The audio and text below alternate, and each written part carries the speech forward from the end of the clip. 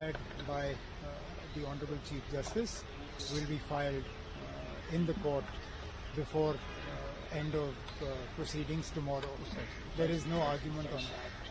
But I think it's important that you go beyond just what has happened in the Supreme Court today. Ask yourselves why something that was said in the Assembly in 2018 has become an issue in the Honorable Supreme Court in 2023. Those famous words, आप chronology समझ लीजिए.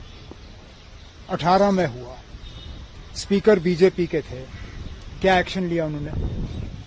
आज अगर ये issue उठाया जा रहा है गवर्नमेंट के तरफ से, गवर्नमेंट बीजेपी का है, वो पहले तो ये बताए ना कि 2018 में स्पीकर उनका था, उन्होंने इसमें क्या कार्रवाई की, क्या कोशिश की उन्होंने उस वक्त अकबर लोन साहब के खिलाफ कोई कार्रवाई करने की, क्या उनको सस्पेंड करने का कोई प्रोग्राम बना था? उस वक्त असेंबली में कुछ नहीं किया.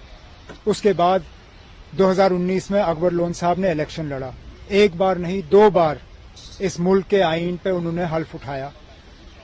जब उन्होंने अपने कागज भरे उस वक्त और जब वो हाउस में अंदर गए उस वक्त. 4.5 साल हो गए उनको पार्लियामेंट में अब मेंबर रहे हुए. मुझे बताइए ना, कहीं पे किसी ने ये इशू उठाया? आज ये इशू इसलिए उठाया जा रहा है क्योंकि अब जाहिर सी बात है कि हुकूमत जो है वो परेशान है. जिस तरह वो चाह रहे थे कि उनका केस जो है कोर्ट में जाए, वो नहीं जा रहा है. शायद वो अब इस बात को महसूस कर रहे हैं कि ऑनरेबल जजेस के सवाल के उन्होंने सही तरीके से जवाब नहीं दिए. अब वो इस सारे चीज को डाइवर्ट करने की कोशिश कर रहे हैं. इसलिए ये मुद्दा जो है आज अखबारों के जरिए अदालत के सामने लाया गया. हमें कोई एतराज नहीं है. अकबर लोन साहब जो हैं वो जल्द से जल्द इस एफिडेविट को तैयार करके कल इसको सुप्रीम कोर्ट के सामने पेश करेंगे. Umar sir, after this Supreme Court order, his son Hilal Akbar Loan has said that Kashmir is a disputed territory. I'm not answerable. I'm sorry, listen.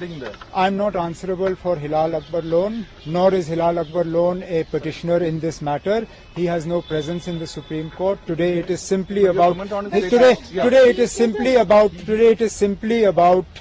what the Honorable Supreme Court has said, and the affidavit, I have told you, the affidavit will be filed.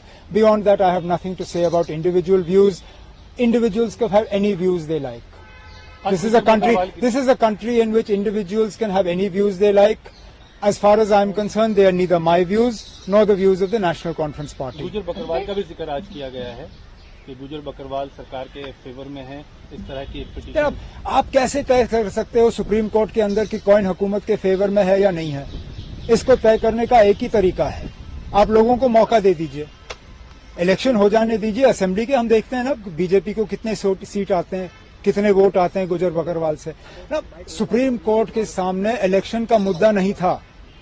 ये बार बार हमसे election के बारे में पूछा जाता है. हम supreme court से इलेक्शन मांगने के लिए नहीं गए. हम सुप्रीम कोर्ट से 5 अगस्त 2019 को जो हुआ उसके लिए इंसाफ मांगने आए हैं. ये इलेक्शन, डेवलपमेंट, ये सब तो बाकी रियासतों में भी होता है. उमर साहब, गुलाम नबी आजाद को वन नेशन और वन इलेक्शन के लिए मेंबर नॉमिनेट किया गया है. Any comment on that? That is for Ghulam Nabi Azad Sahab to understand and explain in what circumstances he is the only politician to have been nominated. अब कैसे हुआ, क्यों हुआ, किस लिए हुआ, ये तो आजाद साहब ही कह सकते हैं. वन नेशन वन इलेक्शन पर एनसी का क्या रोल रहेगा? क्या आप लोग सपोर्ट करेंगे वन नेशन वन इलेक्शन होना चाहिए? क्योंकि जम्मू कश्मीर में हमेशा इलेक्शन को लेकर के आप लोग कहते हैं, अगर one nation one election bill आ जाता है तो जम्मू बिल आने दीजिए, उस पर फिर बहस होगी ना. अभी तो फिलहाल कमेटी भी बनी नहीं है. कमेटी बनने दीजिए, उनको अपना काम करने दीजिए. देखिए, अगर वन इलेक्शन वन नेशन का मकसद ये है कि रीजनल पार्टीज को खत्म किया जाए, इनको जो है मिटा दिया जाए, तो फिर आप कैसे कह सकते हो ना कि नेशनल कॉन्फ्रेंस या कोई भी रीजनल पार्टी इसके सपोर्ट में होगी? अगर के मकसद यही है कि सिंप्लीफाई हो, प्रोसेस सिंप्लीफिकेशन की बात अगर है तो उसमें हमें कोई एतराज नहीं है.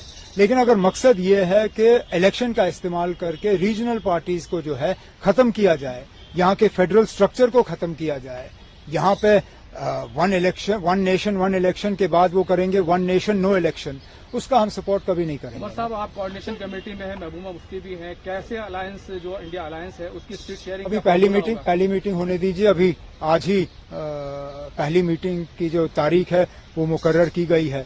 वो शरद पवार साहब के घर में होगी शायद अगले हफ्ते 10 दिन के बाद।